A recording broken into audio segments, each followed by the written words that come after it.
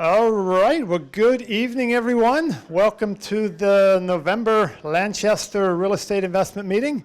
Really seems like we've just been here, which was a month ago, but another month has quickly passed by, and we're back again. So looks like we got a great crew tonight. A lot of people interested in learning about some basics of real estate, which is really what probably the majority of the content will be about tonight. For those of you that don't know me, my name is Jake Byler. I have been a part of organizing this group for a while. We are going to hear tonight from Joe Leofsky. He's the guy that started this meeting 12 years ago, I think. If it wasn't for Joe doing that, there would probably be no meeting. So it's great to, it's going to be great to hear from him tonight. If you are not on our email list and you would like to be, there's a paper on the table in the back that tells you how you can get added to our email list. If you do not use email and want to be added to a call blast list, I can do that as well. Just let me know if you'd like to be added to something like that. Most of you are very familiar with the meeting here, but I go over this every time. The meeting is primarily paid for by local sponsors. Many of them are in the room tonight. Jeff Moeller does some private lending, and Joe Leofsky, Compass Property Management, is our speaker for tonight. He's one of our sponsors. Dave Wolf, Principal Mortgage Group. Chet Lapp, Providence Abstracting Company. Ben Yoash, the local realtor. We're going to hear from him very briefly in a bit. And Molly from Lanka Federal Credit Union. So those are the businesses that sponsored us for this year. So we thank them for doing that. But yeah, thanks again. I say this every time, but thanks for coming out. It's just really, really fun getting into a room full of people like this. I met quite a few of you as you were coming in. I know there's quite a few people here for the first time. Certainly welcome you. I talked to a few guys that traveled 2 hours or more to get here, and that's a pretty big commitment, so thanks for coming out.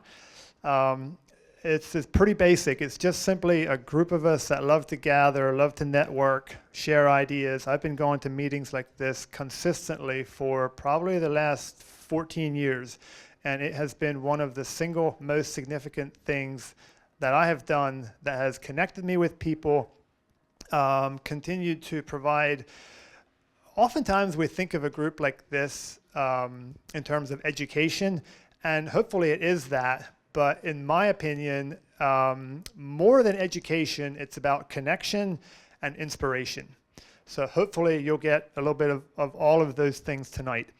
A couple of quick kind of side topics, if you will, before we get into the main content for the evening.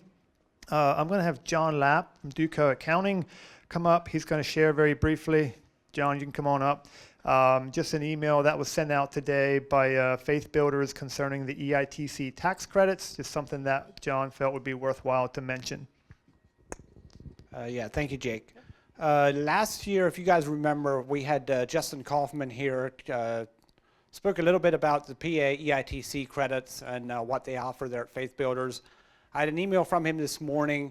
He said they currently have $2 million available through that program, so if anybody wants to get connected with that, what it does is it gives you a PA tax credit. 90% of what you pay in, you get as a PA tax credit. And so he said it should be available up through November 20th, and maybe even later than that. But if you guys, anybody thought about getting involved in that program, now's the time to do it, and there are funds available for that. It is a 2-year commitment, and it is a credit off of your PA taxes. Thank you, John. That's something that I just got started with. I do have the printout that he gave. I will have it on the table. I can put it on the table in the back. There's a QR code, and there's also a phone number and an email address. If anybody wants to get that information, you can reach out directly to Faith Builders, and they will help you complete the program. It's we've done it for a number of clients, and it's a very simple program. Works very well. Thank you, John. I would second that. It's been a very simple process for myself. I don't know how about you guys, but a lot of times for me, when something like that is introduced, you're like, what's that? I don't understand it. How do I get into that? And depending on where you're at with your how much taxes you pay, it may not be worth it yet. But hopefully it'll be necessary in the future, right? So it's a great program. It's basically you're paying into school education, whatever the amount is. It's a 90% of that is a tax credit, like John explained. So you're basically paying a 10% additional to steer your dollars to education and to things that we believe in versus some of the other things that we may not support. So it's a great program. Benyo Esh, you can come on up. Benyo is, like I said, a local realtor, and we just love doing little snippets of market updates, especially right after an election. So what's going to happen here, Benyo? Well, if I could tell you, I would, but I don't. But we'll speculate on it. Jake gives me a lot of freedom to talk about what I want up here, which is fun, because we could talk about where the market's been, but this is a time when it's fun to speculate a little bit. So a bunch of smiling faces in here. I guess you're happy by what you wake up to this morning. Maybe not all of you. I don't know. I don't judge either way. And in general, I would also, be of the mentality that while who is in the positions of power in this country matters, what we do on a day-to-day matters to those that we're responsible for a lot more. But it's fun to see what might be coming. Daryl's got a big smile on his face. We probably have the most crypto-friendly administration that we've ever had. So that'll be good for that crowd. A couple things that I would see coming with the new administration. One big one would be bonus depreciation going back to 100%. I was chatting with John about that earlier, and he tells me there's like a 90% chance of that happening next year, so we'll hope he's right.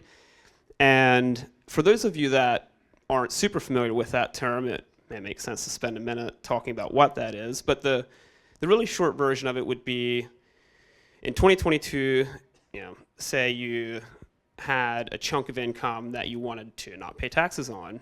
You could go out and buy, say, $1 million property with a cost seg study, probably take about $350,000 in depreciation that year, and you could take $350,000 of your income, not pay any taxes on that.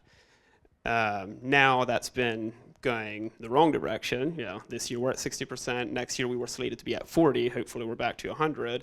Just for context on that same $1 million deal, the difference in your tax bill, assuming the chunk of that is at 30% bracket, the difference is $70,000 out of your pocket with that deal. So there's a fresh wave of incentives probably coming for people to get into the real estate space, and I would expect that lifts all ships in that space. So that's one fun aspect of it.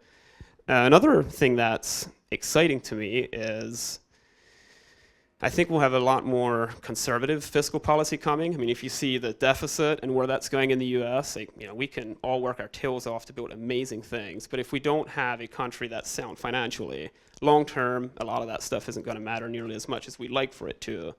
And it's fun to see. Just a simple little thing would be there was a group of us that got together a few weeks ago. Daryl was in the room. Daryl, I think you were actually a big part of putting it together. Lloyd Smucker was in the room. And the red wave that's coming is going to mean someone like Lloyd is going to have significant power in policy making and pushing conservative fiscal policy. And I'm really excited to see what comes out of that. And the math is pretty wild right now. We're running a $2 trillion deficit as a country. The equivalent of it would be if you're making $600,000, you're making $400,000 a year, you're spending $600,000 with no real path out of it. So moving some of that in a different direction and hopefully, long term making us much more sustainable, I think is exciting. So hopefully good things coming. We shall see. I'm optimistic. And to be fair, if the election would have gone the other way, I would still be optimistic, but I'm certainly more so today. So it's fun to see. So Joe, no more time taken away from you. Come on up. I'll take it real quick before we bring Joe up. But thank you for that, Benyo. I was just reminded as you're talking, there's speculation, we're trying to figure out what things are going to do. And that's actually kind of the whole reason we gather here, to learn about investing. Some of the stuff Joe's going to be talking tonight is going to be, actually, I'm not sure what he's all going to be talking about, but I'm guessing There's going to be some things where it's like kind of comparing different ways of doing something. And if there was one method, like just for example, some of the questions that I get asked a lot is, I'm just starting, should I buy a single family? Should I buy a multifamily? Should I buy in the city? Should I buy outside the city? There's all kinds of different ways that you could get started. And if there was one set way of doing it, we would have all figured that out a long time ago, and we would just all do that, and we wouldn't need to get together to speculate and talk about all this stuff, right? But one of the reasons I'm really excited to hear from Joe tonight is because he has been at this for a long time, probably longer than most of us in the room, a lot longer than most of us in the room. And I mean, none of us, Joe's still learning as well, none of us are perfect, right? But when you've been through some downturns, and he also sees things from a perspective of a property management, manages for other landlords, manages a lot of tenants, just has seen a lot of things over his time of investing. I personally have considered myself a fairly experienced investor. I bought my first investment property 18 years ago. 14 years ago, I went full-time into investing, flipping. I wouldn't say I've been through any serious downturns. I would have got into it a little bit before 2008, but wasn't in it heavy. But I've been in it long enough to really see the value of long-term investing and all of that. So I've been at it for a while. But guess what I was doing when Joe started investing? I was learning how to walk. That's what I was doing. I was born in 1982. Joe bought his first investment property in 1983. I was still just learning how to walk. So he probably has seen a few more things out there than I have. And if you, I don't know how many of you are familiar with what's known as the 10,000 hour rule? Yeah, not. A lot of you apparently are not. So it's just, I think it's something that Malcolm Gladwell kind of came up with. By the way, it's a book I would highly recommend. The Outliers, I think it is. Outliers by Malcolm Gladwell. And he talks about getting 10,000 hours into certain trade or whatever you want to learn to become truly an expert at it. And I'm sure Joe's got his 10,000 hours in a few times over. And it's a reality that when you become that familiar with something, you actually know things that you don't know that you know. Right? Does that make sense? You start to just automatically process some things that in the beginning were very painstaking and hard to figure out. Again, none of us have learned it all. Joe's still learning as well. But he has done it long enough that a lot of this stuff is just second nature. And the reason I say that, one of the reasons I say that is because probably as he's talking tonight, you're going to have to listen for some of those things or you might miss them. Because there's certain things that are just so obvious to him that if you're not really listening, you might miss some good nuggets. So I don't even know what you've all done the last couple decades, Joe, but I know he's into mobile home parks more recently. And I hope this is accurate when I say that you're currently more in a season of where most of us want to get to where you don't have to be out fixing stuff and doing stuff every day. So I am going to turn it over to Joe just shortly. I'm not sure how interactive you want this to be. If people have questions throughout, I guess you'll just have to tell them to shut up if you don't want them to ask questions. But I think this will be a lot of fun. So please help me welcome Joe Leofsky. All right, thank you, Jake. Is this thing working? I don't think we see the light on there yet. Maybe press and hold a bit. Let's try it again. Okay, can you hear me in the back? Is it on? I guess. Maybe they don't want to. All right, well, thanks, Jake. Yes, how many people in here were not alive in 1983? More than half. That's kind of funny. Who knows what the interest rates were in 1983? Well, but yeah, FHA you could get for 13 and change. You know, conventional was about 14, and I didn't know. I didn't know any better. I didn't know that that was high. I bought real estate anyway. I literally didn't know any better. All right, Jake did touch on a little bit. Why do you want to invest in real estate? And seriously, I mean, if you want to just shout out a couple reasons, give me something to go on, but why real estate? Okay. Build equity. Okay. Financial freedom. Financial freedom. Control the tax bill. Taxes. So there's 3 or 4 different answers right there. And that's why it's so difficult, like Jake said, when somebody says, well, I want to invest in real estate. What do I do? What's the best way for me to invest?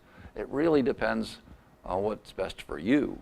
You know, there's people that have a big, huge tax bill, and what they're interested in is that accelerated depreciation, or you know, how to get their tax bill down.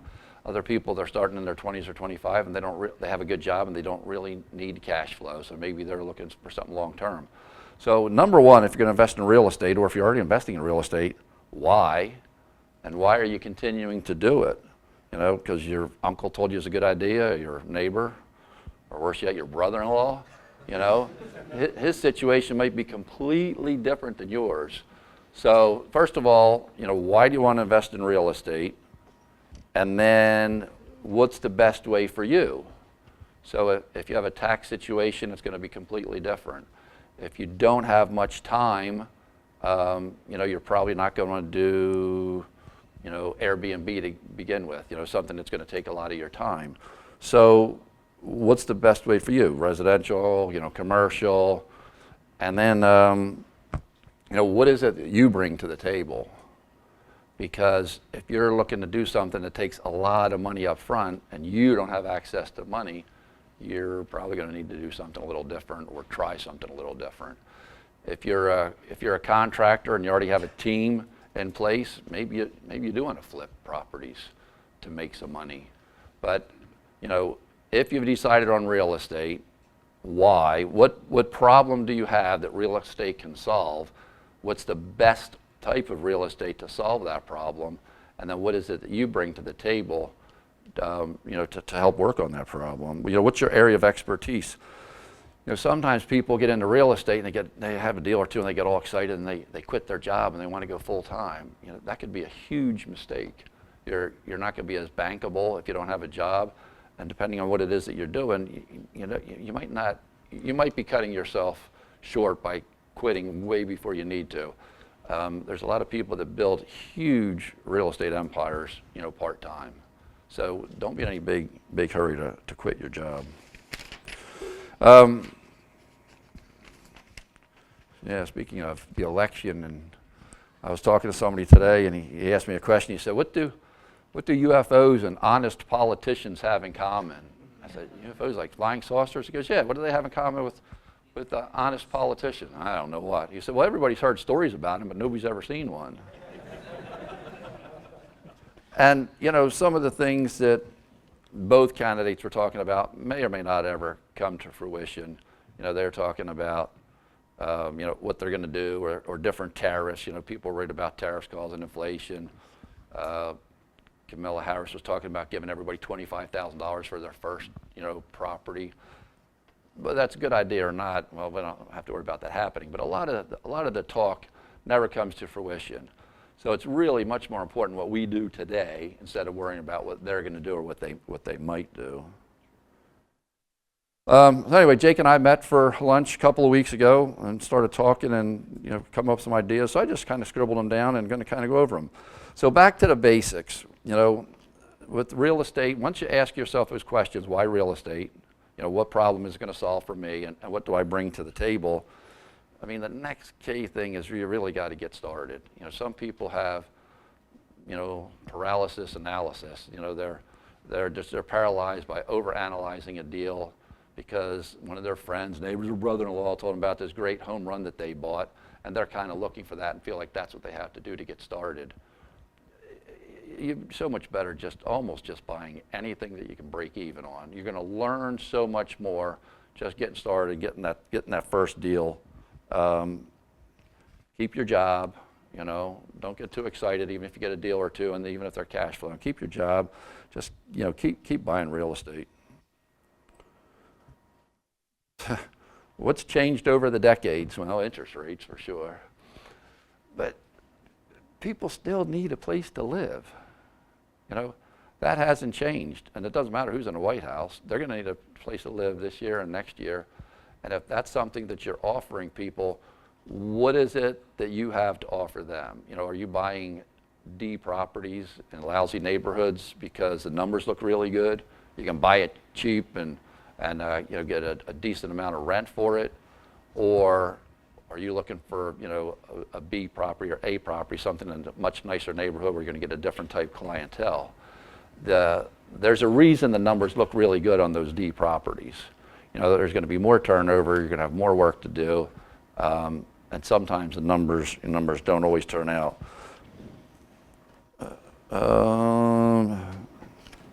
Yeah, the power of boring investments. Boring is good in real estate as far as I'm concerned. It took me about, from a lot of people I talk to, you're about 15 years from the time you start till the time you're quote unquote successful or making enough where you can, you know, replace your income.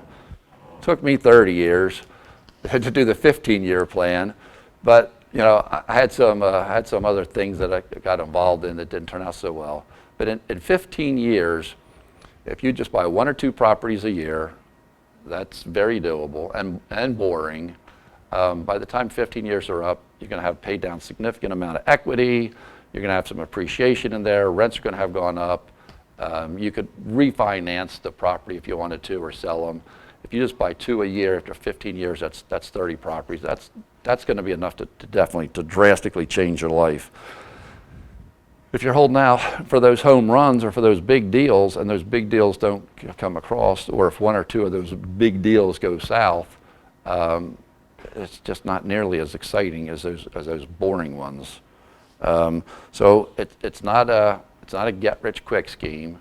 I don't know anybody that's really made a lot of money in real estate legally really fast. There's a few of them out there that have done really successful, but give yourself some time. You know, keep your job, give yourself some time, just start accumulating them consistently. You know, 1 or 2 a year.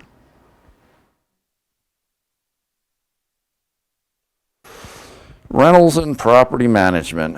Well, that is definitely something I could probably talk about forever. How many people in here already own a long-term rental property? So most of you. Why did you buy that? Why was that your choice? Why was that your option? Retirement. What's that? Retirement. But why rentals? You know, why not commercial or, you know, short? What's that? Cash flow. Yeah, the availability. They're everywhere.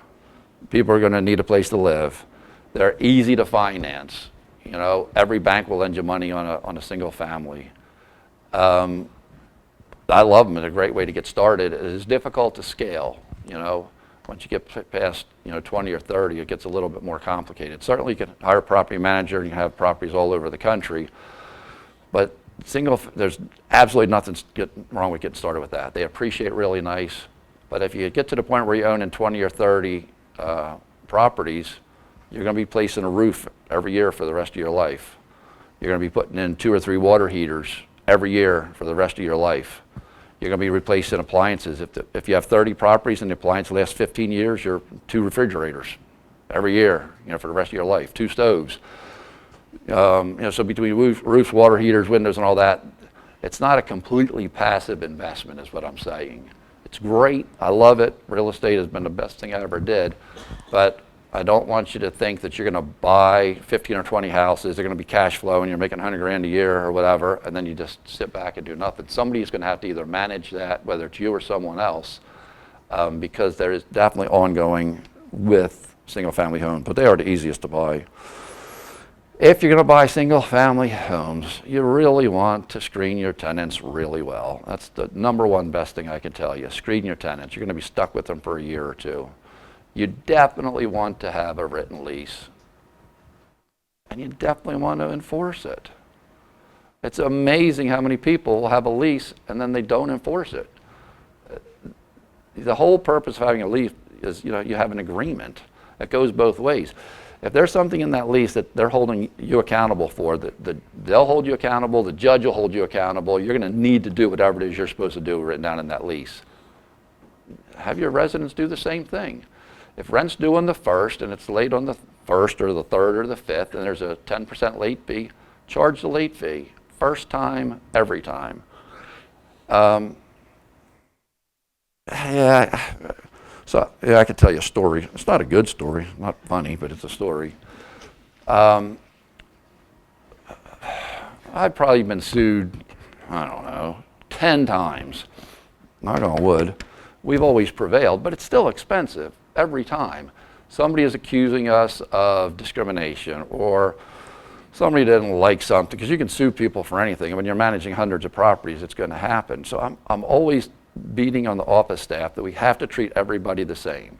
We have a policy for applications, we have a policy for the tenants, and it was probably a couple of years ago now, we had one of our tenants was involved in a really bad accident, and the rent's due on the 1st, and I think the accident was on the 2nd or 3rd, and her dad called on like the 5th or the 6th and said he's going to be paying the rent, wanted to know if we could forgive the late fees.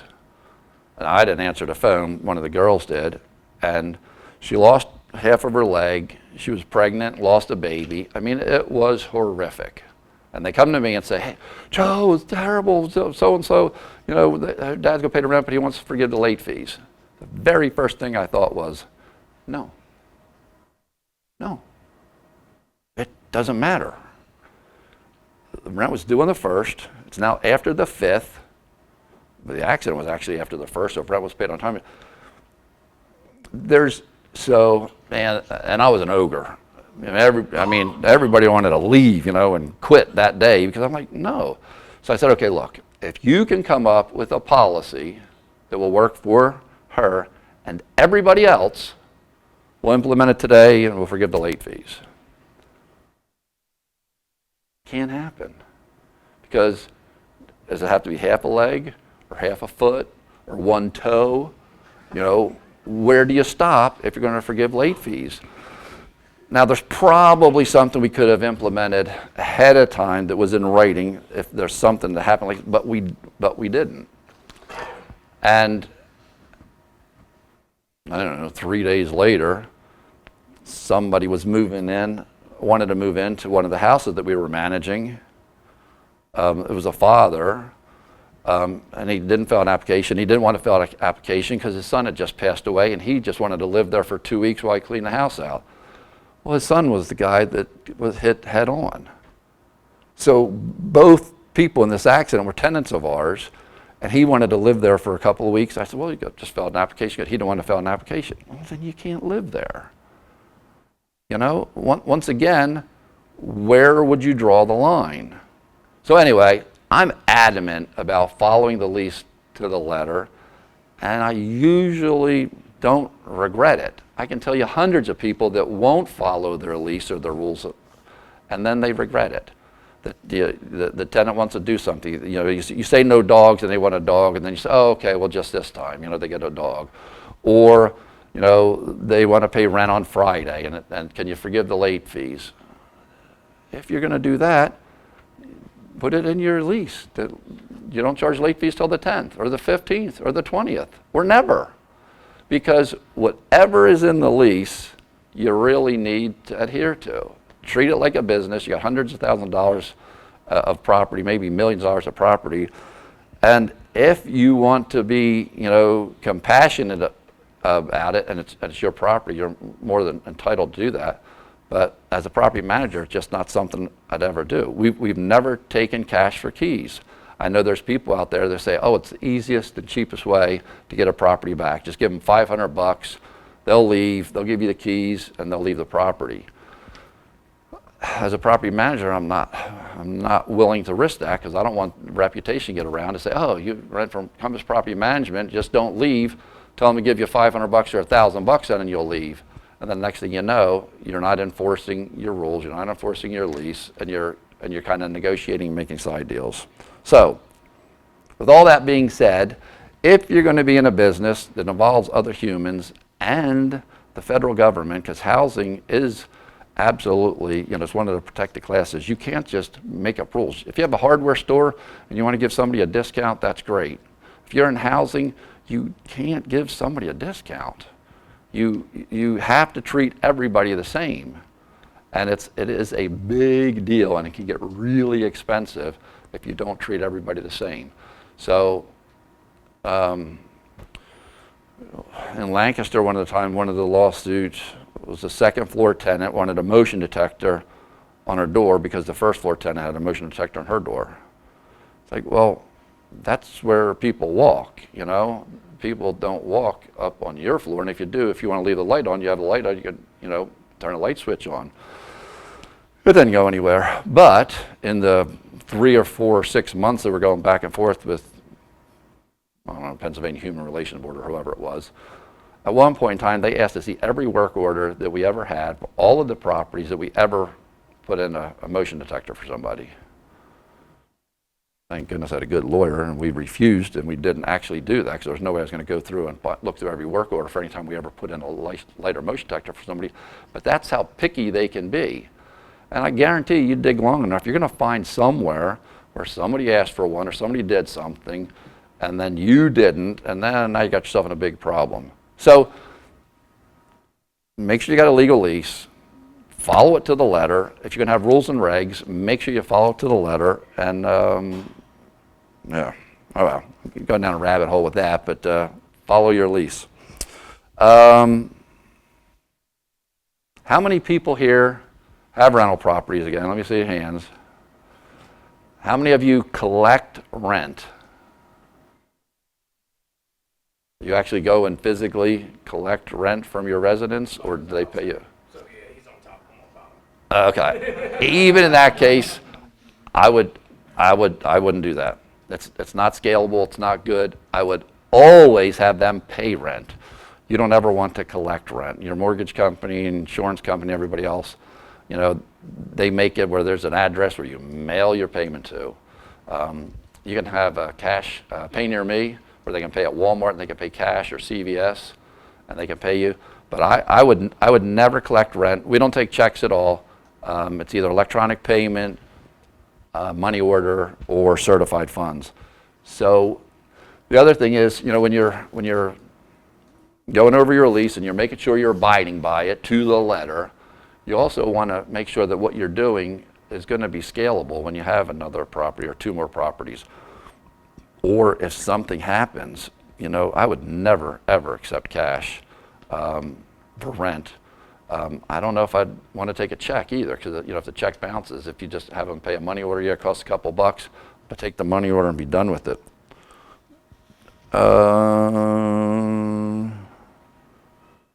Yeah, I know I'd sound like an ogre when it comes to lease, but you really, really do want to treat it like a business and really enforce your lease to the letter.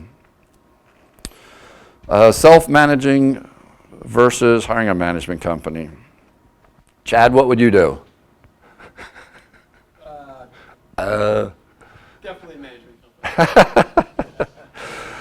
company. To get started, I think it's a great idea for people to manage their own properties, really. So you get familiar with it, you know what to do. If you're like me and you're not very sympathetic or empathetic, and you have no problem evicting somebody at Thanksgiving or Christmas because this is what they signed up for, this is what they did or didn't do, and you're literally just following it to the letter, you might be okay. If you're a normal human that wants to be nice to people, you might want to hire a management company, because I tell people that, hey, this is what you agreed to, this is what we're enforcing, and we're legally obligated to do the best job we can for our owners. So I lean on the lease and say that's what we agreed to, that's what we have to enforce. Yeah, I mean, yeah. We got somebody right now, $9,000. It's like every year we got somebody that owes $7,000, $8,000, $9,000, and I have no idea how you could get back that far. But he was just being nice, I guess. Did you have a question? I was going to ask if you ever offered discounts for early. No, there's a couple different schools of thought on that.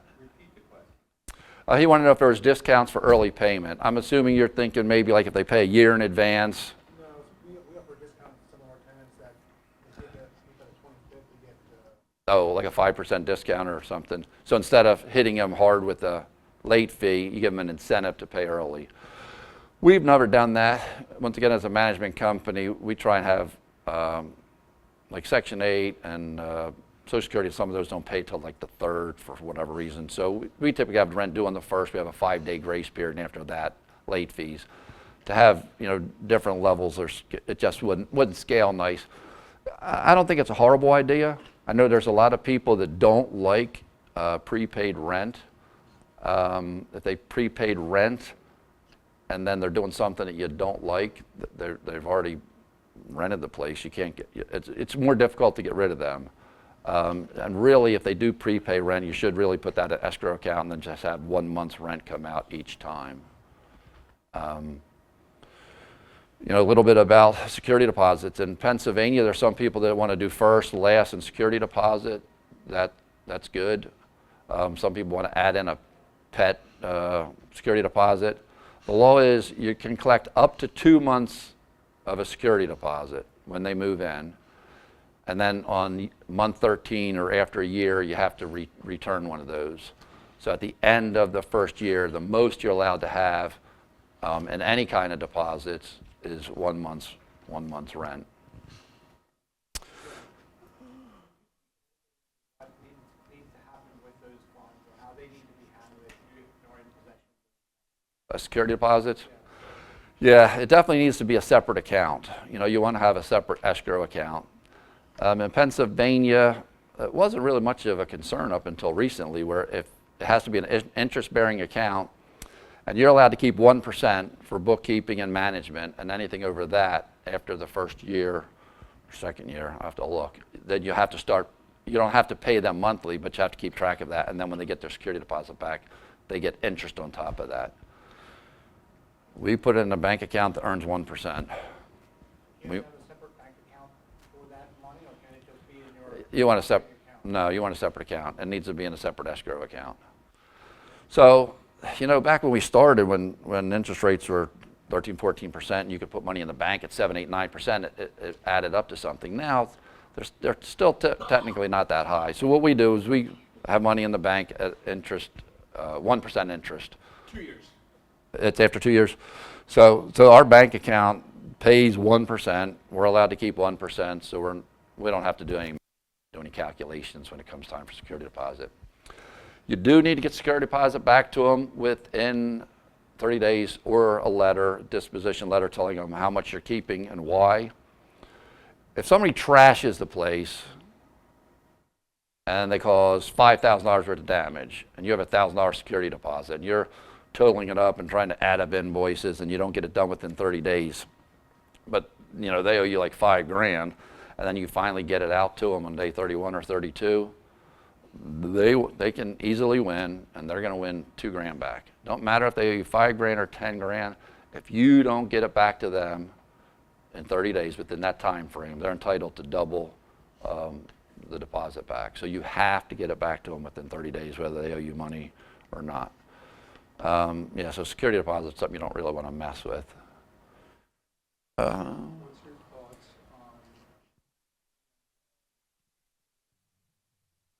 I've only done 2 or 3 of them. I don't think I'd ever do a rent to own. I think I would probably do an option. Like if you wanted to sell something, you could sell them the option, to buy that house at $150,000. There's 2 different things. There's the lease that they're obligated to pay, and if they don't, you go to district court with a landlord-tenant complaint. And then you sell them the option, and that's something completely different. They have the option and they can exercise anytime in 2 years at $180,000. That way, if they stop paying rent, you go to court. If you have a option to buy, some judges, say, well, you're financing, and it's a whole different thing. Then it's an ejectment, I think, instead of an eviction, and yeah, I would stay away from that. Boring, remember? Plain boring. You don't need to do anything fancy. Just regular, single-family home, rent it, get the security deposit, charge rent. Anybody have any questions on leases or security deposits? What to do, what not to do? How often should I increase rents? During COVID, we didn't. After COVID, we couldn't raise them fast enough. I would say generally, it's probably a really good idea. I don't know, depends on the circumstance. I would try and raise rents every year or every other year. I don't think I'd go more than 2 years. Some places will raise it every year because they don't want to have a big jump, every other year. Some tenants aren't going to like that. Some tenants going to, you want to raise rent every year? And even though it's only a small amount, they know there's another rent increase coming and they're going to leave. I don't think I would ever wait 3 or 4 years, even if they're great tenants. I would give them a 20 or 25% rent increase. There's always something that's going to go up, with your costs, whether it's your taxes, insurance now. Some insurances are doubling. So I still think multiple small increases are better than one big one. At turnover, that's, you can always get caught up to market then at turnover. The average stay in an apartment's about 2.5 years. Certainly some people stay longer than that, but at turnover, that's a really good time to make sure you're caught up and at market.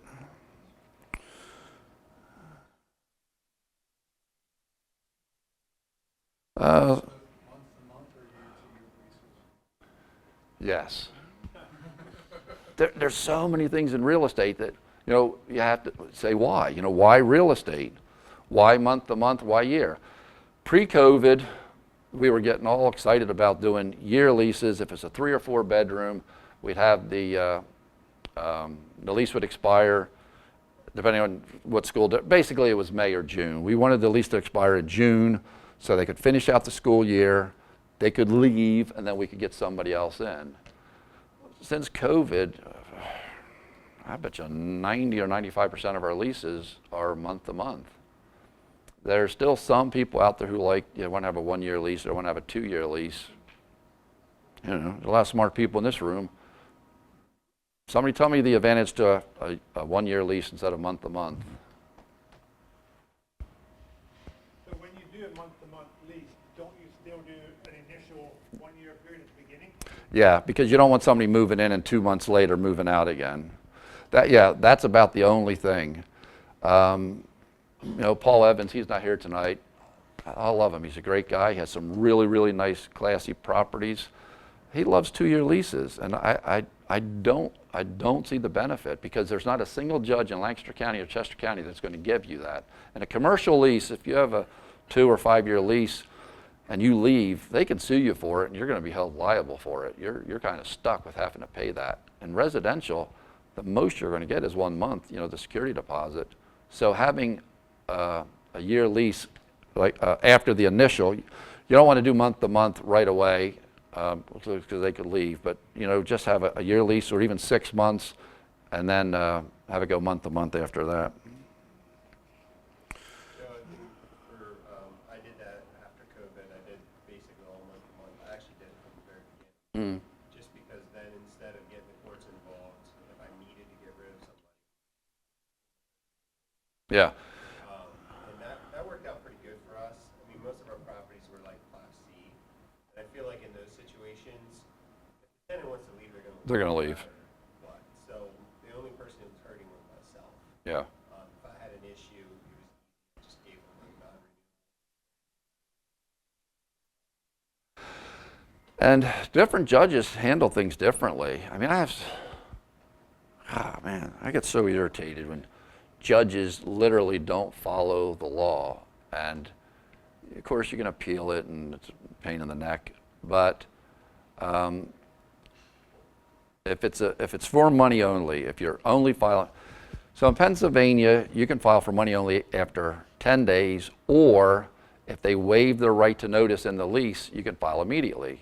So what's today, the 6th or 7th? You don't have to wait 10 days. You don't have to notify them. If they waive the right to notice in the lease, you can just go to court and file. If it's not in your lease that they waive the right to notice, you have to give them 10 days notice. So today's the 6th, you write them a note, pay rent or quit, time, date, everything, give them that, post it on the property, hand it to an adult. That's considered service for the Landlord-Tenant Act. Post a property, hand it to an adult.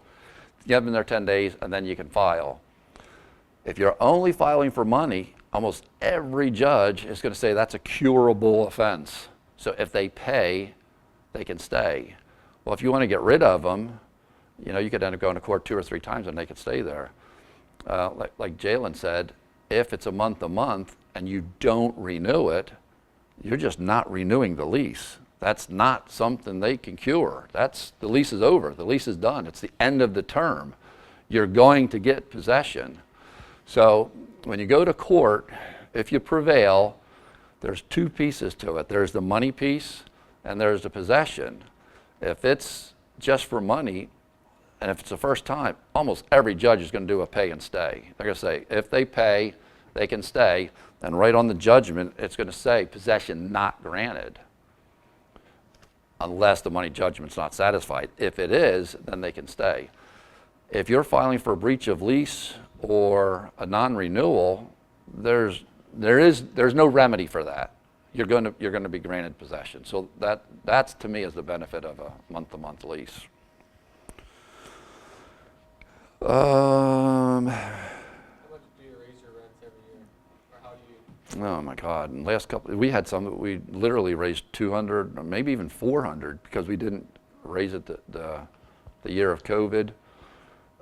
We took on a property that was $500 or $600 below market, and typically if you go over 200, you're going to lose them. It could be $500 under market. If you raise it 200, they're leaving anyway, just because. So about 100, 150 is about the maximum you're going to do. What we did was, I can't remember if it's 25 or 50. Man, it might have been 50. We did $50 a month for a year, and they stayed because they could budget that. If we'd have given them a $200 increase now, in 3 or 4 months, give them another 200, and 2 or 3 months from now, give them another 200, they'd have left. So they were way under market. They liked the property.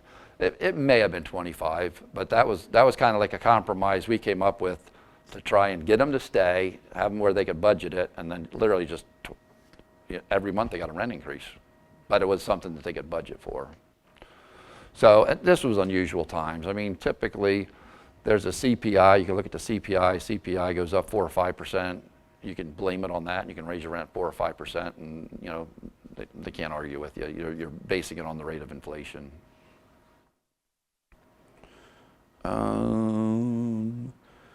Managing maintenance expenses.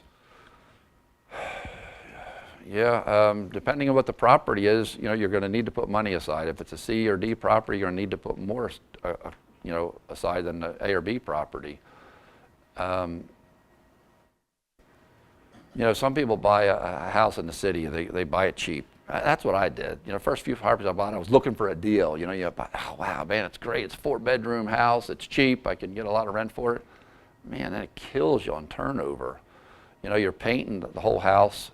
Not every time, but a lot of times in the not so nice neighborhoods, you're painting them more, and you're painting. You're painting 4 or 5 bedrooms instead of just 3. So definitely want to consider maintenance. You want to factor that in.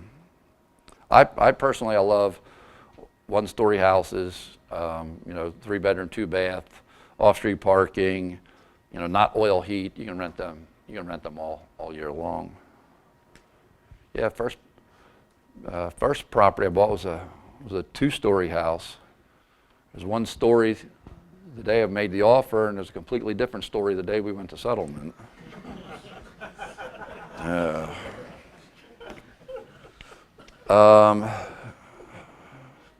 How soon do you file on tenants? I would try and pick something and stick with it, whatever you're going to go. You can call them. You can ask for them, you know, maybe they get paid on Friday, maybe they're going to pay, but try and have some kind of definitive cutoff where you're going to treat everybody the same, you know, whether it's the 15th or the 20th, whatever it is, you know, you're going to call them, text them, email them, and then at such and such a time, you know, it's just done. Insurance. I don't know how many people got their insurance bills lately, but man, they're going up. Do you have a lot of claims? If you don't have a lot of claims, maybe you want to have a higher deductible.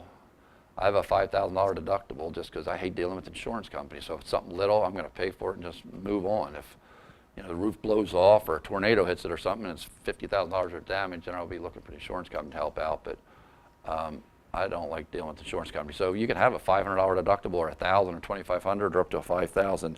That may be a way to save a little bit of money, but you want to make sure that you're going to be able to pay if something, you know, if something does happen. Yeah.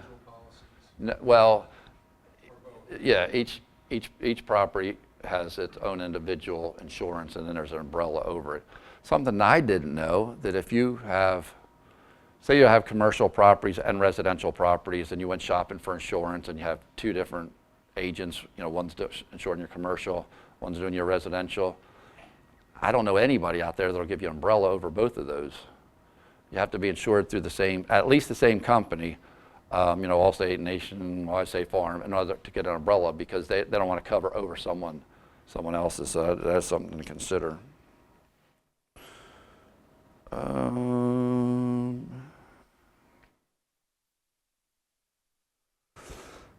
Yeah, back to the properties. What I like to do is, you know, if an owner asks me, you know, you want to make the property nice. You don't want to just make it just livable, but it's always nice to give them something to brag about. You know, when somebody's moving in, give them something to brag about, whether it's a nice kitchen or a deck or a built-in, or just give them something that when their friends come over to watch a Super Bowl, you know, they got something to brag about. It's not just a plain boring house or a plain boring apartment. If you can spend a couple $1,000s, it doesn't always mean that you're going to be able to rent the property for more just because you put in a fireplace or a deck or whatever, but you're probably going to get a better quality tenant. You're going to get more people that are interested in your property, so you can be picky instead of just taking, you know, the first one that comes along. You're going to have multiple people. So give them something to feel good about themselves and to brag about. And it doesn't always have to be a lot of money. Dogs, ESAs. Has anybody had any issues with emotional support animals? What happened? What's that? And they registered as an ESA and you're just kind of stuck with it?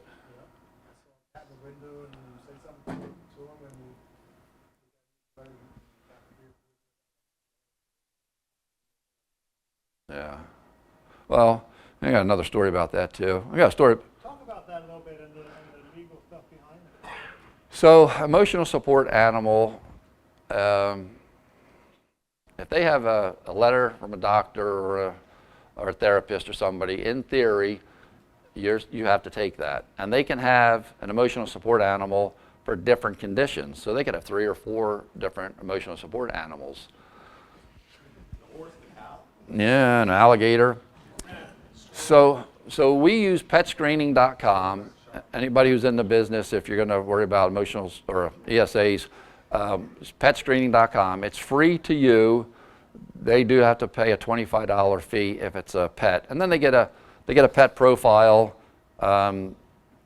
vet information, their shots, pictures, their weight. Anyway, they get a whole pet profile, and they can take that pet profile with them, or it helps if their animal or dog or whatever's ever lost. So once again, following the letter of the law, exactly a year ago, in Lancaster again, somebody moved into Lancaster. Several years ago, we would ask people if they have a pet. Then we had to change that because an emotional support animal is not a pet. So we changed our lease to ask them if there's going to be any animals on the property. Well, some of them would miss that or skip that. So now on our lease, you can't move forward unless you specifically say no animals or a pet or ESA. It doesn't matter, but if you don't, you have to say yes, I have an animal, or no, I have an animal, to move forward. So the resident said yes, she has an animal, and it was a pet. So she filled out the paperwork. She said she has a pet. She moves in, and there's a pet fee. We don't have a pet deposit because in the state of Pennsylvania, if there's a word deposit, there has to be some way for them to get that back.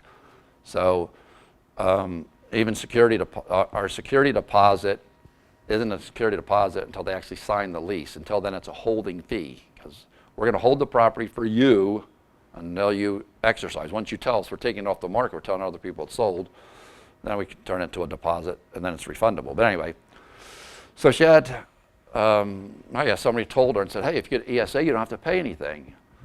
So there was 7 days or 9 days or something. She calls up and says, hey, my pet is an emotional support animal. I want my fees and my money back. All right, whatever. Show us the documentation. We'll go from there. She shows us the documentation, the note from the doctor. I don't remember what it was. It wasn't long, but it was 7 or 8 or 9 days after she had moved in.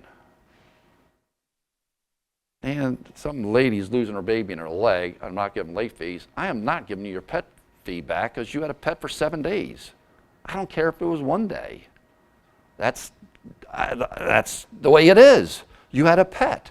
So she gets a lawyer. And I mean, I'm sitting with my attorney. We're sitting at a table, and it's a phone conversation. We're going back and forth, and I'm just shaking my head. It's like, it's a friggin' pet. For 7 days, it was a pet. After that, it's an emotional support animal. It's free. Her lawyer, talking to my lawyer, I said we're going back and forth, and he has the nerve to say, well, you know what my client's intentions were. Do I know what her intentions were? Her intentions were what she wrote on the paper, so she has a pet. And in 7 days, it was an emotional support animal. It was there for 7 days. It's a pet. I don't know. I mean, did I miss something? So that one eventually got to, so do I spend more on legal fees than I would have just given her money back? Yeah, but it's the point. It was a pet. I'm sorry. It can't be both. It's one or the other. And you can't. Late fees, somebody pays late, they pay on the 6th. Oh, I'm only 1 day late. No, you're 6 days late. It was due on the 1st. We have a 5-day grace period. You paid on the 6th. You weren't a day late. You're 6 days late.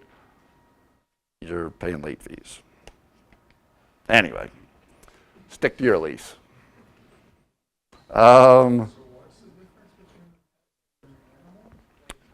Well, an emotional support animal it's like a medical device, like oxygen. You can't tell somebody they can't have oxygen. A dog is a dog. It's an animal. It can also be a pet. Oh yeah, and then with a piece of paper, it magically becomes an emotional support animal. Yeah, that's why we use PetScreening.com, because I don't want to get involved in that. You can ask them, does the pet, I don't know what the exact wording is, does the pet help you? Yes. That's pretty much the only question we're allowed to ask. And if they have a doctor and they say that the animal helps them, from a housing perspective, you have to accept them. Now at a store, you can not allow pets in, and they don't have to allow emotional support animals in because it's not housing. There's ADA and there's HUD, and HUD is definitely more lenient. Yes, sir.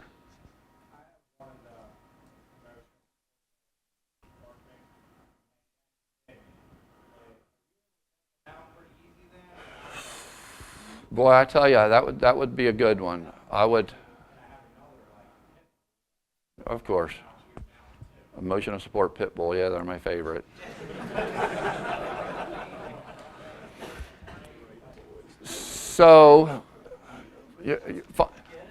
find a lawyer that's willing to do something, because you have to make a reasonable accommodation.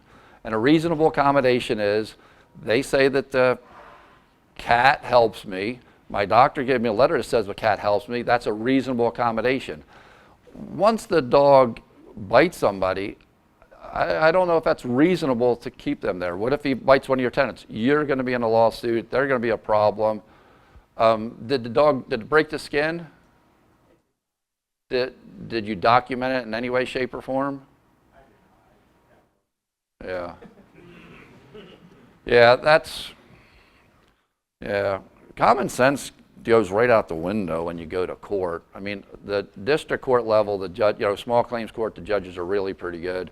But if you ever end up in court of common pleas, it's really way more formal.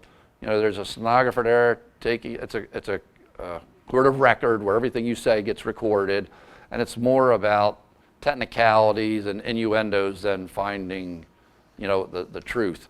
So, I mean, if you go to district judge and you have get possession back, that'd be great. If they appeal it, you're going to need a lawyer, and it can get really messy because if you lose, you're responsible for their lawyer fees, and they're going to have a free lawyer that's really expensive. But it's not, I don't think it's a reasonable accommodation to have a dog there that's biting people. That's up for interpretation, though. Yeah. And You can actually buy those letters online. oh yeah, it pisses me off.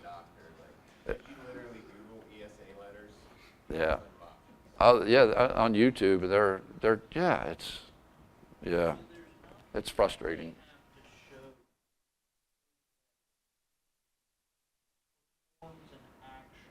Oh no, they just have to say that it does.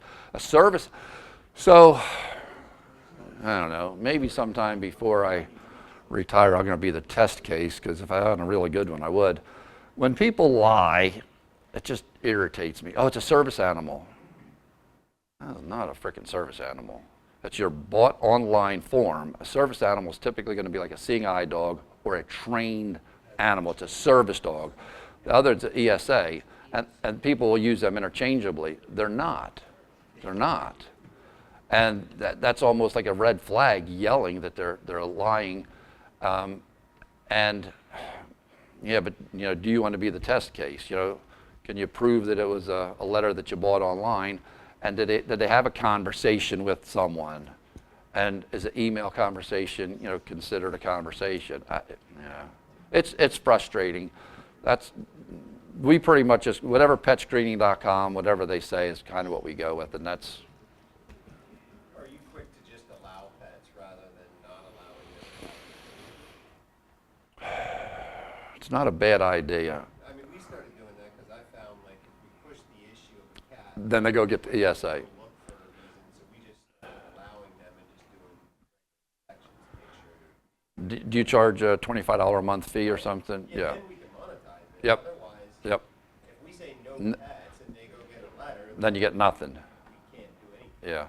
Yeah. The other thing is, even if it is ESA or service animal, you do not have to keep it in your property if it's damaging or destroying your property. Just like, whether it's a kid or one of the adults, if they're damaging and destroying the property, all bets are off. And that includes cleaning up the crap in the yard, You want to make sure you do have that in your lease.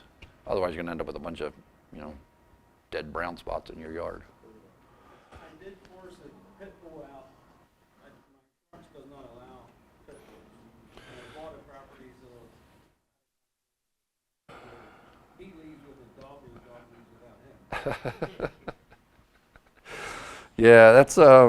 him. It's an interesting topic. Common elect. How many people in here own a 2-unit or 3-unit or 4-unit? More than just one. So not two. Well, there's a few. There's a thing called common load.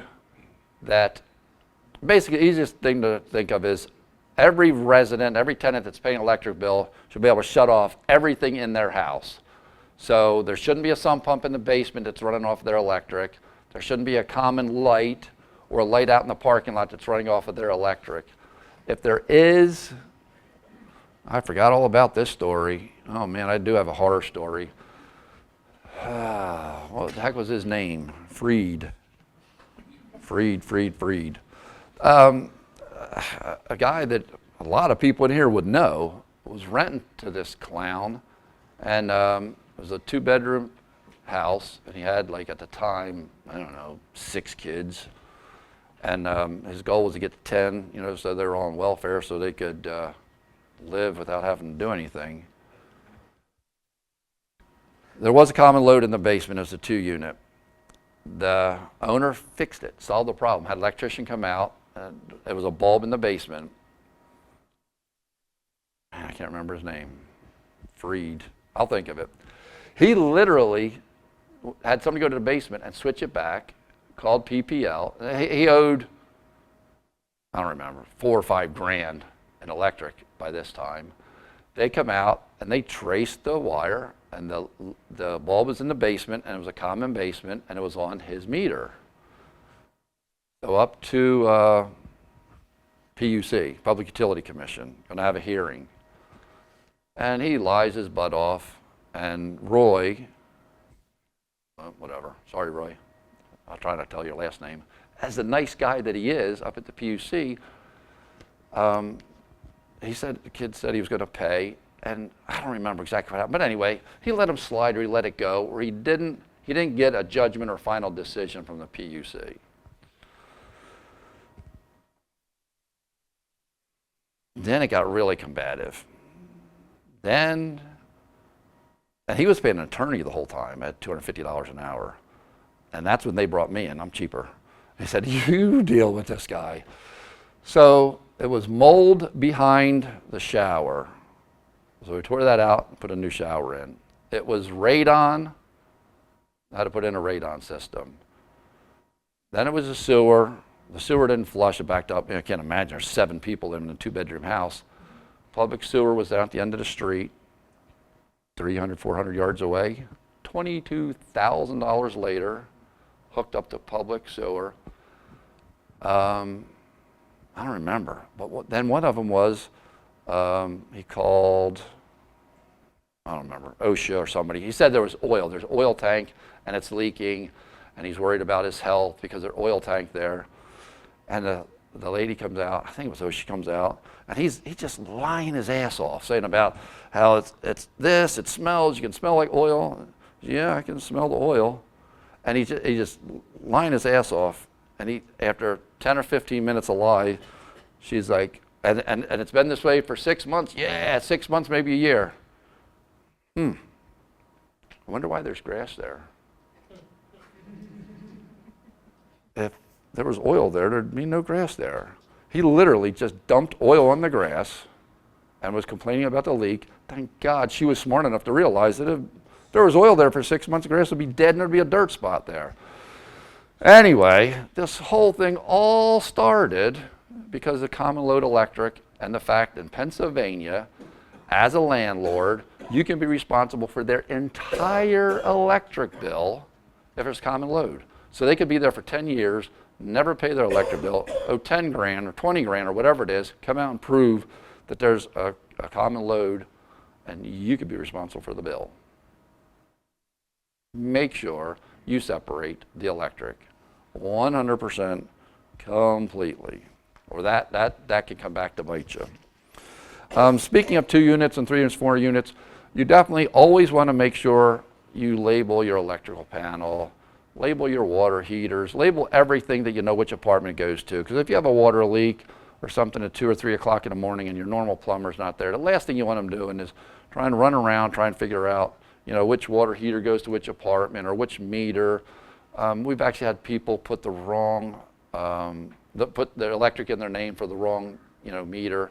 So if you label each meter on the outside, label the box on the inside, label your water heaters, it's just going to make life go a whole lot easier. Yeah, common load electric is a big thing.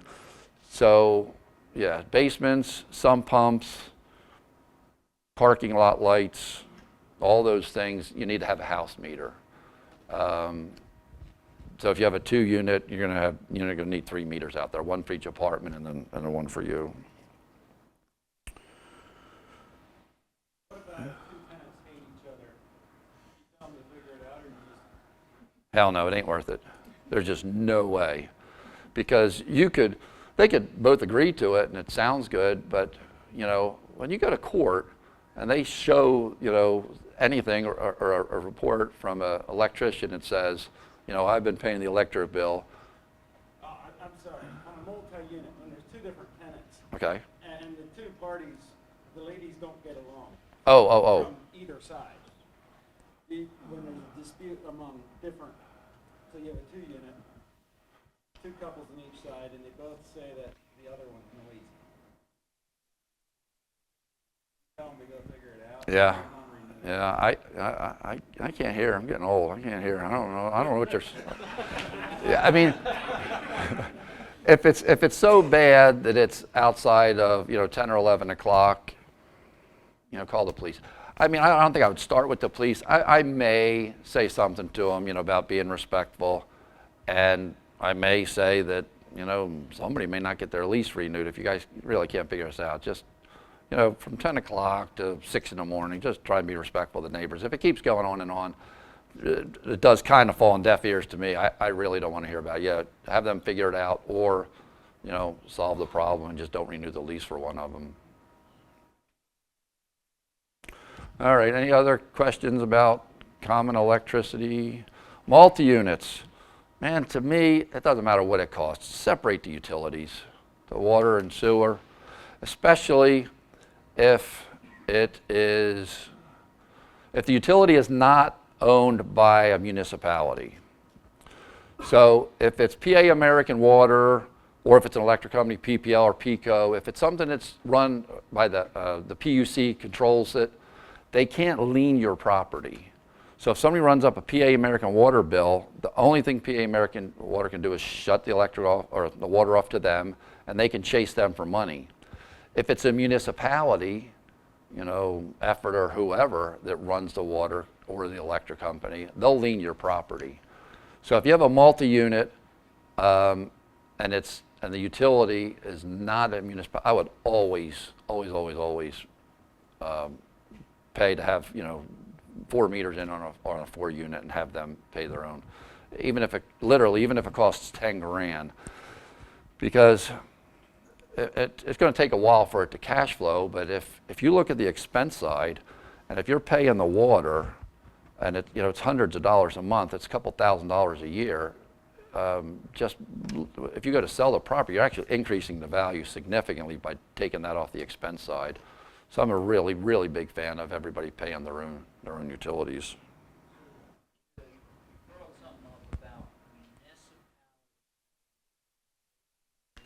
They can and will. So you can still separate utilities, and you can still have it in their name, and some municipalities will bill the tenant directly, and if you ask nicely, sometimes they'll even send you a duplicate bill, or you can have them notify you if they start to run a bounce, but they don't have to, and not all of them will. So you certainly can still separate utilities and still have the tenant pay. But if they don't, the municipality is just going to take the easy way out. They're going to lien you the property, and you're going to pay the bill. They don't want to chase the tenant. Is what it's much easier to chase you than the tenant. But yeah, I'm definitely a big fan. There's just so many reasons to have them pay the water bill. If the toilet leaks and you're not getting a water bill for a month or two, you can have a huge water bill. We got a horror story. Where's Admiral somewhere? Yeah. I don't know. I already told them at the very least, I'm going to split the water bill with them. We had an ex-employee. He was talking with the ex-employee, and she says, "I'll come out and clean the property." My mistake is letting her, be an employee and also clean properties. You got to turn the water on. Well, turned the water on, and it was on in the kitchen and downstairs, and he ends up with a $5,000 water bill because the water's running the entire time. And there's nothing you can do about it because the water was being used, So anyway, if a tenant toilet's running, it could be hundreds of dollars. You don't find out about it for a few months. If it's in the summertime and the toilet's running, you have this cold water coming into the back of the tank of the toilet.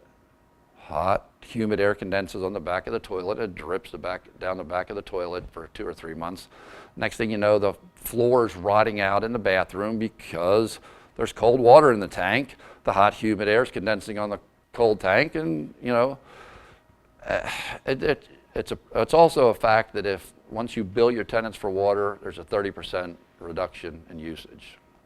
So anyway, absolutely a good idea. Always, always, always try and bill the tenants for what they're using.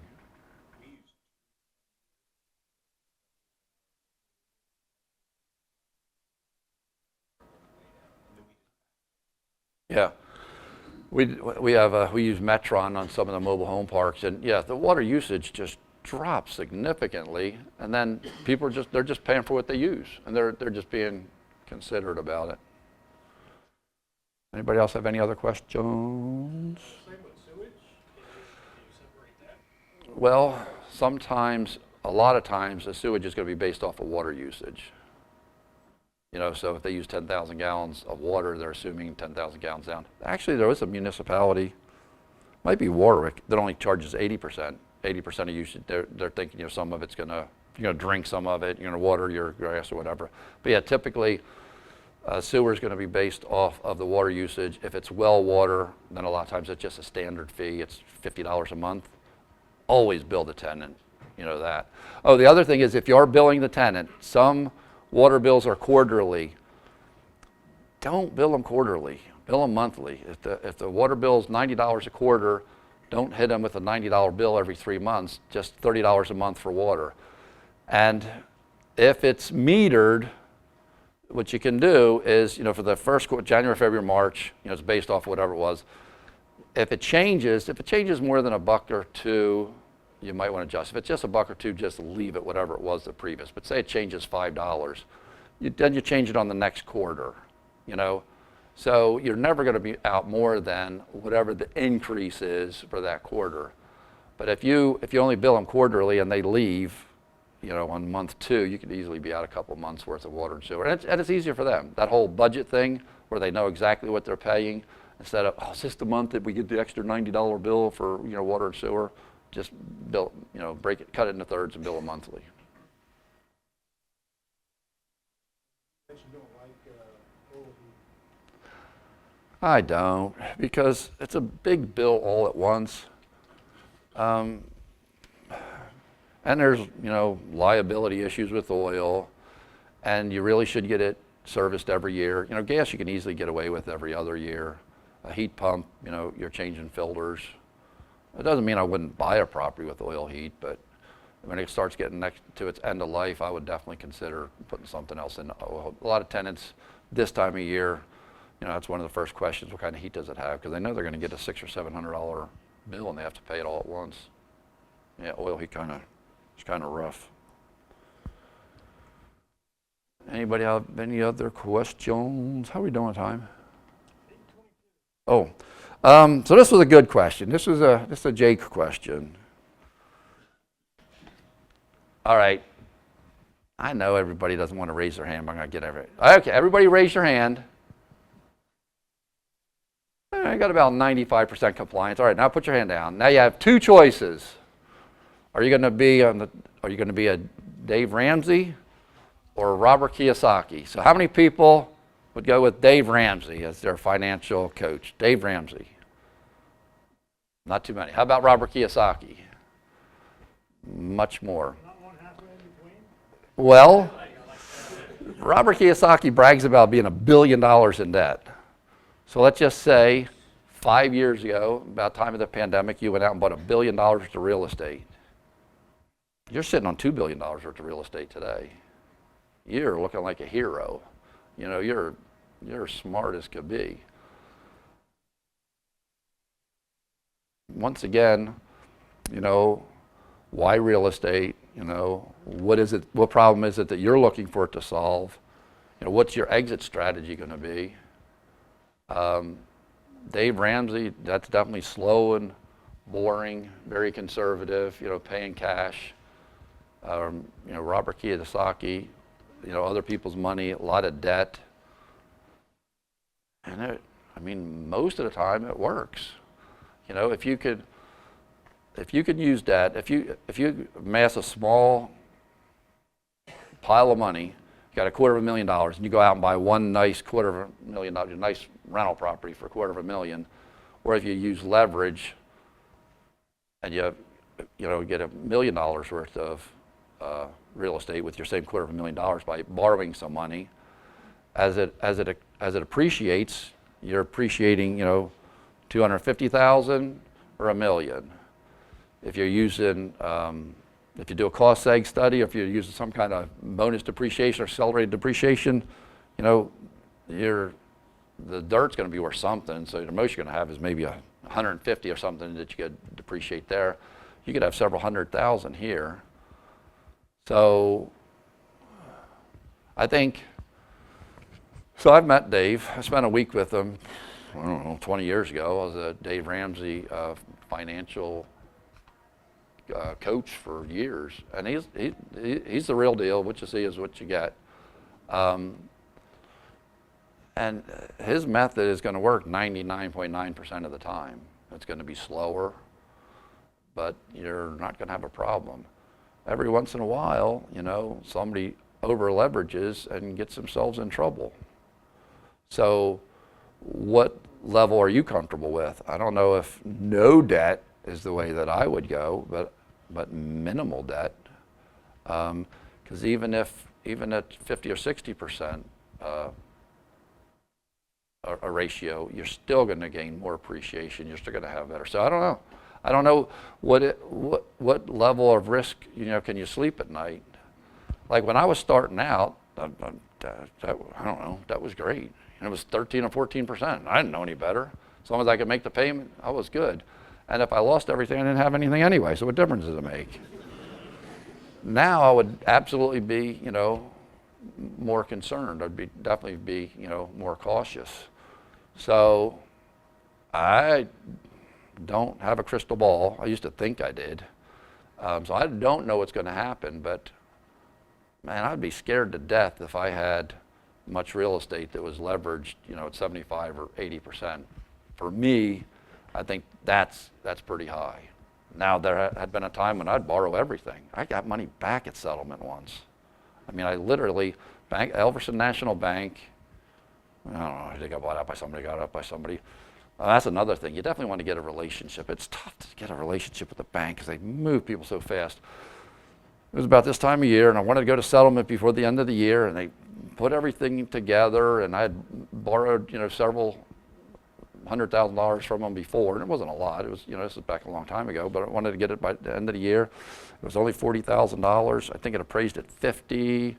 I don't know, what did they lend me? I don't know, 44 or something.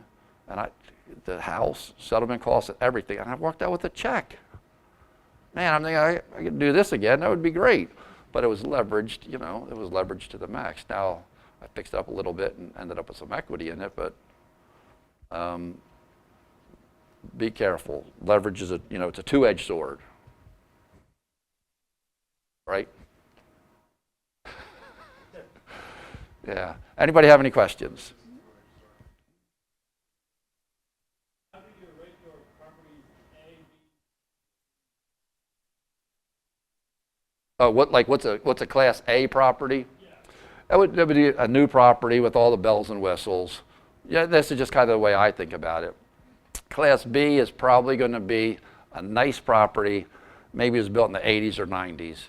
It's probably got air conditioning. It's in a nice development. It's got it's got nice everything. It's just a little old or tired. It's got a garage door opener, and it's got pretty much everything that A has. It's just 30 or 40 years old. Maybe the kitchen needs to be redone. It's starting to look a little dated. A C, that's just your regular, the city properties, blue collar. And the D, the war zone properties, they're the ones that you can buy really cheap, and you can still get about the same amount of rent in a D property that you can in a C property, but typically you're going to be a different, class of tenant. You're going to have higher turnover. It might be a property that doesn't have, washer and dryer. Man, that's a deal breaker for a lot of tenants. Who wants to pack up their laundry and go to the laundromat? Or it might not have any off-street parking. Who wants to park half a block away carrying their groceries? So that you could do a really nice job with the house. You could redo everything. Granite countertops and not overboard, but just a really nice house. Guess what? Your tenant's still leaving every year, or maybe two at the most. If there's no off-street parking, if there's no washer and dryer, if there's no amenities that they need, they're not staying, you know? And if they leave every year, every other year, and it just sits vacant for 1 month, that takes a big chunk out of, you know, out of what you can be getting if they'd stay for 4 or 5 years. So, you know, when you're kind of gauging and looking at properties, you want to keep that in mind. You know, why are they going to stay? Why would they want to stay? On your mobile home parks, are you, and they own, Yeah. do you own all of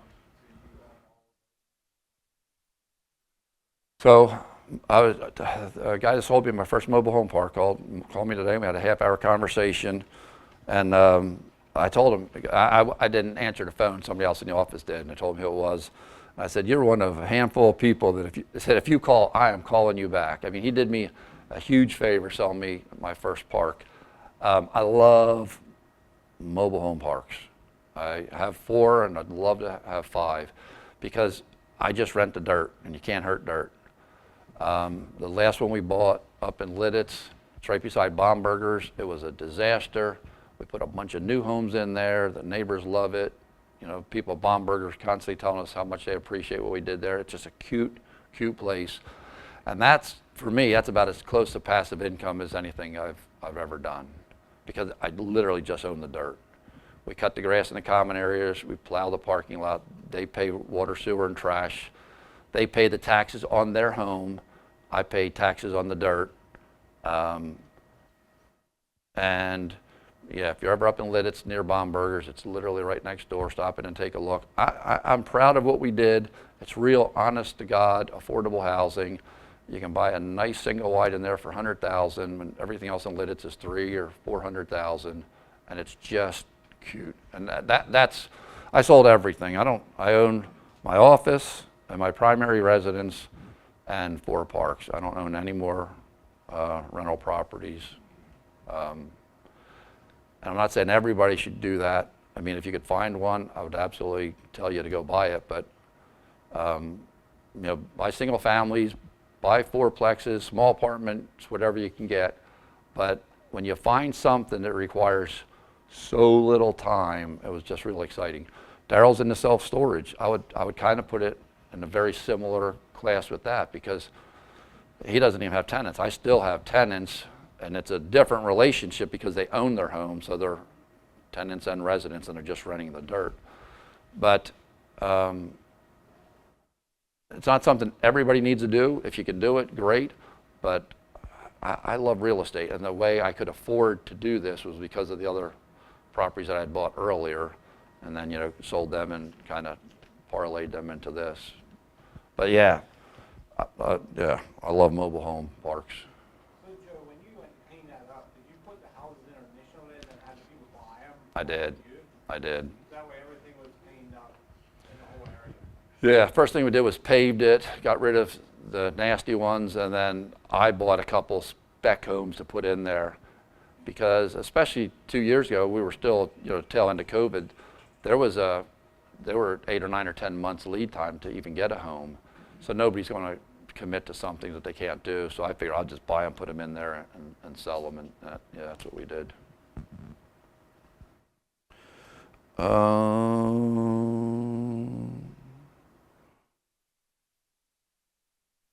So yeah, if you take anything from today, a lot of times real estate investing is not sexy.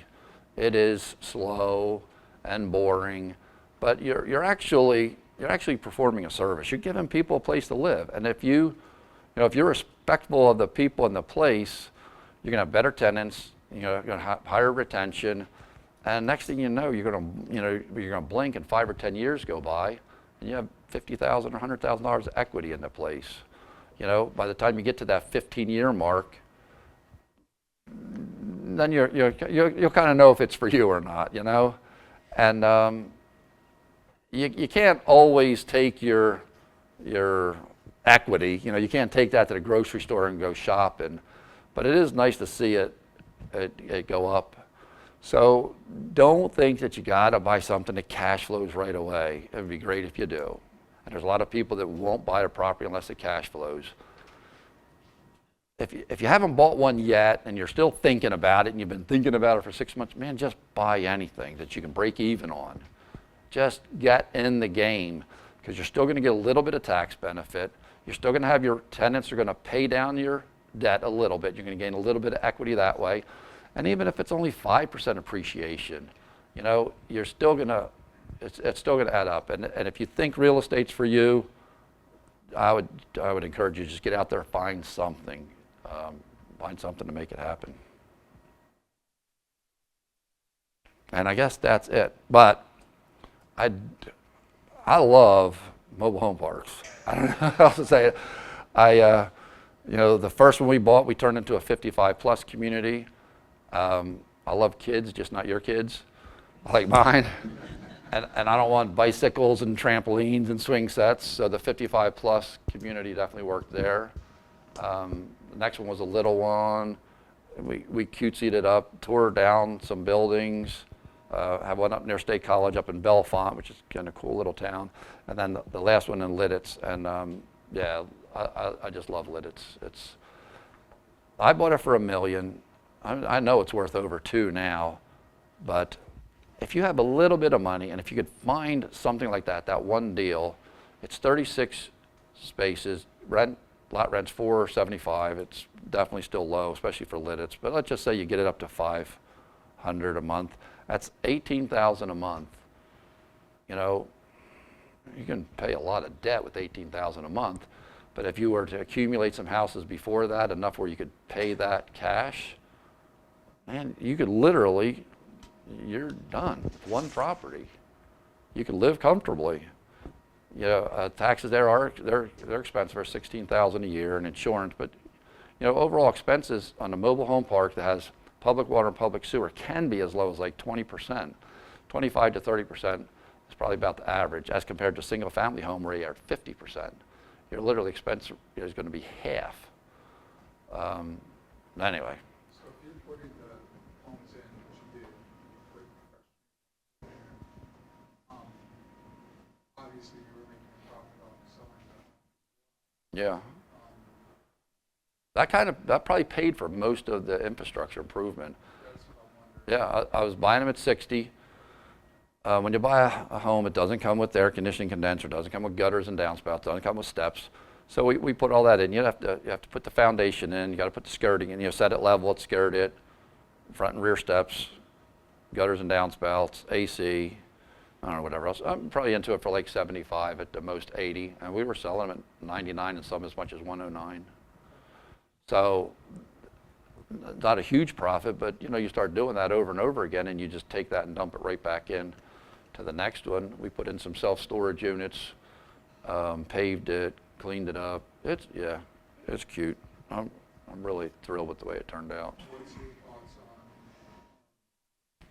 a twist on that and doing tiny homes, mobile?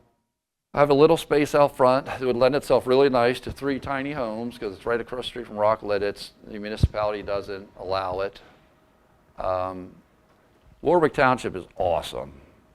But first of all, 15 years ago, when Rock Lidditz wanted to come in, they could have said no and had a Home Depot or Lowe's, but they chose to say yes and have Rock Lidditz come in, and it definitely changed the whole community. But relationships are important, whether it's a relationship with the bank or, you know, other people in this room. You know, you find somebody that's doing something that you like, pick their brain and learn from them. But the other relationship you really want to have, if you're going to be investing in a certain areas, you want to get in good with the codes official, you know, maybe somebody in a planning commission or supervisors or whatever. And we did a lot of work to the park ahead of time. And I don't remember, I've been before them for a few different requests, and so far they've always granted our requests. And the last one was, we wanted to put as big a home in there as possible, and on both sides of the property it's commercial. I went to the zoning hearing board, and some, actually 2 of the homes were actually over the property line. And I asked for the zoning hearing board for a 0-line setback, which means, you know, we want to put the home right to the fence, which we really didn't. We'd leave a foot or two, but I figured if I asked for a 0, they might give me a 3 or a 5. And they granted the 0. And the only reason they did that is because of what we had already done and proved that we were good neighbors ahead of time. You know, if we had been confrontational with them or something like that, they could easily just, no, here's what the code book says and here's what you need to do. But if you can build that relationship with them ahead of time, you know, make friends with them before you need them, and then when they see what you're doing and have overall what you're doing is going to benefit the community, a lot of times they'll help you out. So, yeah, I got nothing but good things to say about Warwick Township. They've been really easy to deal with and work with. All righty. Anybody have one more question? Sure. How do you value your mobile home park when you're buying? Do you overpay so you can have it later on? Or what? Man, you know, Scott Rhodes, when he bought that park up in Ephrata, I swore he was insane. I swore he paid way too much for it. There's a lot that goes into it, but a rough number right now is $50,000 a lot, and that's probably low. But $50,000 a lot it's kind of a place to start. But you have to look at the public water and public sewer. You know, can you add anything on? There's a lot to it, but you can value it just like anything else, income and expenses. And then, if it's on-site water, on-site sewer, you better have a big reserve because that can be extremely costly. Cool. How about a big hand for Joe?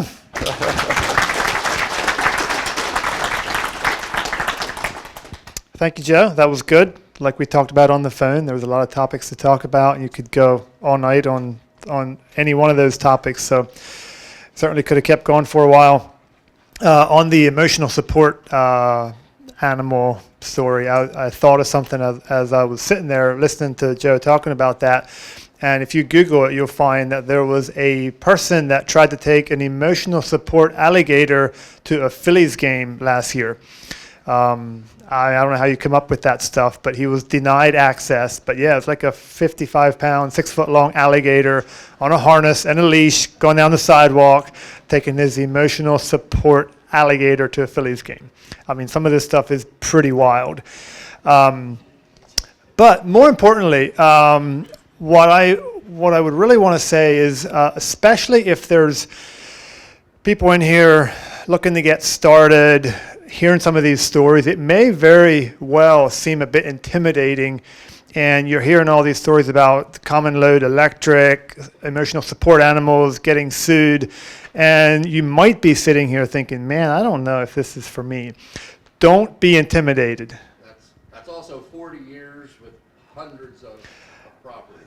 Correct. That's 40. I was talking to somebody today, it's less than 2% of the ones that we actually have problems with. It's less than 2%. Less than 2%. That's a very good point, because that's what I was going to say. Like, you have seen a lot of different properties with property management, so you kind of get to hear some of the worst when you know, and some of that was good, good information, education, things to be aware of, and some of it is just good humor.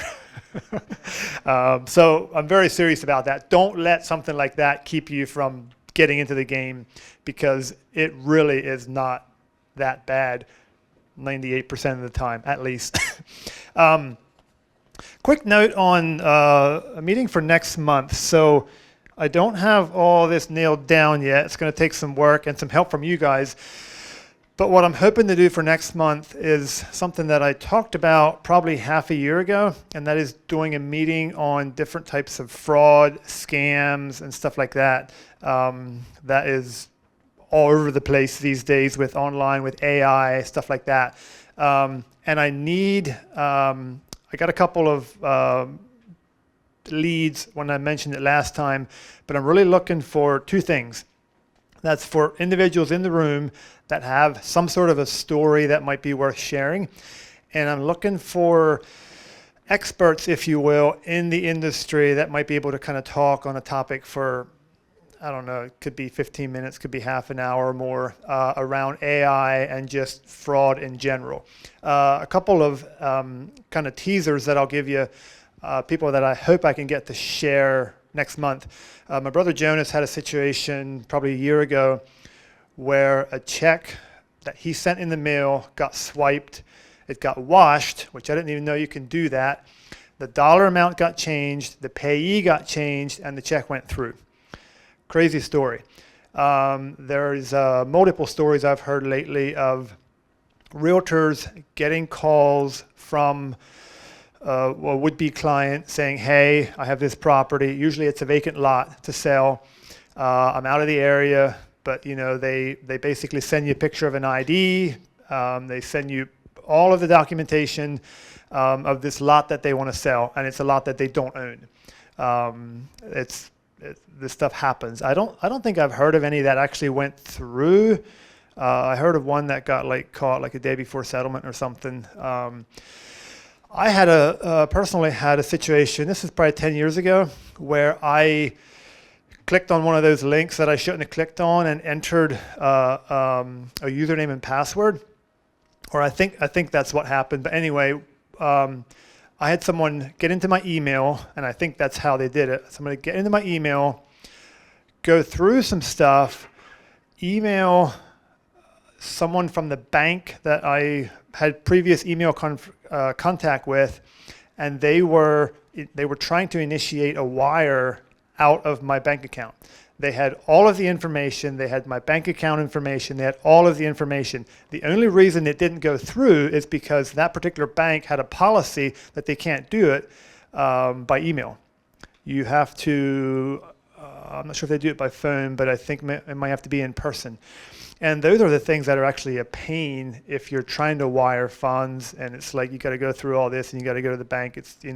But anyway, those are just a couple examples of things that happen, and we can learn from stuff like that. So hoping we can do that for next month. But if you have some sort of a story that you think might be helpful, that we can learn from, let me know.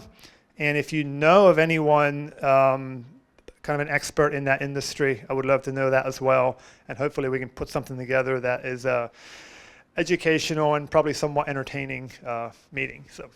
Something that is happening a lot right now are fake Facebook accounts of people you know. So you'll get a friend request from someone that you're already friends with. You're like, what's up with this? And they'll create your whole profile. Yep. You might look yourself up and you might have 5 Jake Byler profiles that you're not even aware of. Fake Facebook accounts is what he's talking about. Basically, if you get a link to anything that you don't know what it is, don't click on it. I mean, I'm actually super paranoid of that kind of stuff. Just don't do it. Yeah, a lot of crazy stuff out there. Okay, I believe that is it for tonight. Thank you again, Joe. That was very good. Appreciate you taking the time for that. So thank you all for coming out, and hope to see you back here in December.